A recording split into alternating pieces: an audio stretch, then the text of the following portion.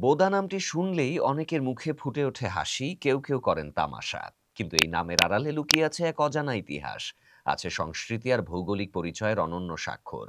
স্থানীয় ইতিহাসবিদদের মতে বোদা শব্দটি এসেছে বোধি থেকে, যার অর্থ জ্ঞান বা প্রজ্ঞা।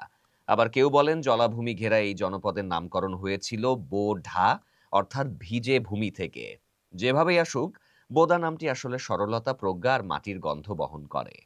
১৯১৫ সালে প্রতিষ্ঠিত বোদা থানা আজকের দিনে পঞ্চগড় জেলার অন্যতম প্রাচীন ও কার্যকরী প্রশাসনিক কেন্দ্র। আইন শৃঙ্খলা রক্ষা, জনসেবামূলক কার্যক্রম আর স্থানীয় মানুষের পাশে থেকে বোদা থানা প্রমাণ করেছে নাম নিয়ে ঠাট্টা নয়, কাজ দিয়েই আসল পরিচয় গড়ে ওঠে। বোদা শুধু হাসির খোরাক নয়, এটি বাংলাদেশের অর্থনীতিতে গুরুত্বপূর্ণ অবদান রাখছে। চা, ভুট্টা, আলু আর পাথরের উৎপাদনে এই এলাকা সমৃদ্ধ।